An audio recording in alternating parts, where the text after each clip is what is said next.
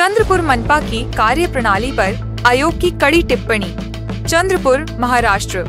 राज्य अनुसूचित जाति जमाति आयोग के उपाध्यक्ष एडवोकेट धर्मपाल मेश्राम ने चंद्रपुर महानगर पालिका की योजनाओं और कामकाज की समीक्षा की। इस दौरान कई गड़बड़ियां सामने आने पर उन्होंने मनपा प्रशासन पर कड़ी नाराजगी व्यक्त की। कार्यक्रम में जिला पुलिस अधीक्षक टीम मुमक्का सुदर्शन ने एडवोकेट धर्मपाल मेश्राम का पुष्प देकर स्वागत किया। लाडबाई समिति की सिफारिशों के तहत सफाई कामगारों के 341 वारसों को अब तक हक न मिलने पर गंभीर सवाल उठाए गए। 2023 के परिपत्रक अनुसार 47 वारसों को मंजूरी मिली है, जिनमें से 26 को नौकरी दी गई, जबकि 21 मामलों को रोक दिया गया है। एडवोकेट मेश्राम ने निर्देश दिया कि 15 दिनों के भीतर मनपा प्रशासन को मुंबई कार्यालय में स्पष्टीकरण और शपथ पत्र के साथ हाजिर होना होगा। योजनेच्या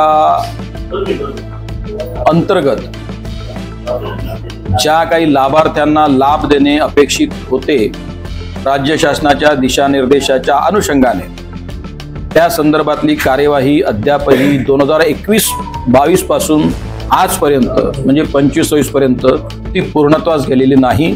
हे अत्यंत खेदजनक मला या ठिकाणी नमूद करावं लागतं। आणि अनेक वेळेला पहिला हप्ता लाभार्थ्यांच्या खात्यात गेल्यानंतर किंवा लाभार्थ्यांना प्राप्त झाल्यानंतर ती कामं का रखडलेली आहेत त्याचं देखील स्पष्ट उत्तर महानगरपालिका प्रशासन देऊ शकलेलं नाही। शबरी आवास योजनेमध्ये 100 लाभार्थ्यांचं उद्दिष्ट असताना कोणत्याही पद्धतीची बैठक न घेता फक्त 7 लाभार्थ्यांना लाभासाठी पात्र ठरवण्यात आलं।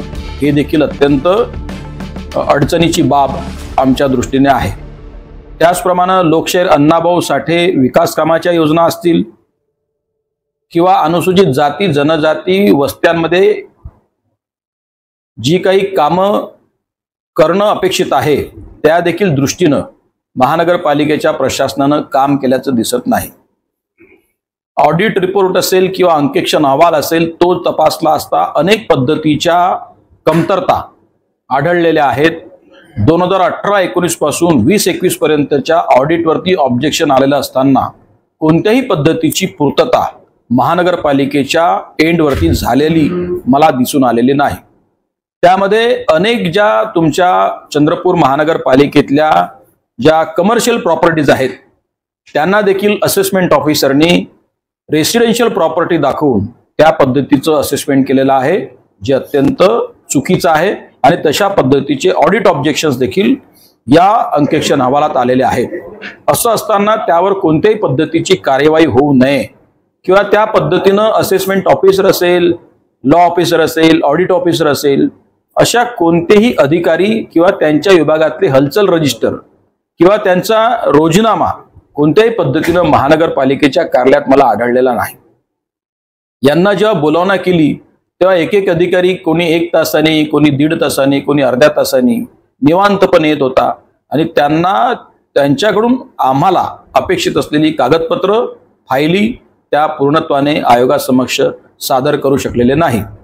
त्याचप्रमाणे साफसफाईच्या घनकचरा व्यवस्थापनामध्ये त्यांनी जो वर्क ऑर्डर दिलेली आहे ती फक्त 247 लोकांची मला दिसून आलेली आहे, परंतु कामावर मात्र आत्ताच्या घडीला 350 पेक्षा अधिक कर्मचारी असणं हे देखील अत्यंत चुकीचं आहे।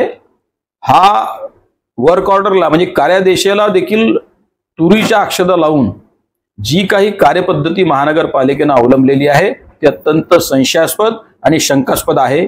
याच्यामध्ये कोणी कोणी कसे कसे हात ओले केलेले आहे ते देखील तपासण्याचं काम निश्चितपणाने अनुसूचित जाती जनजाती आयोग करेल।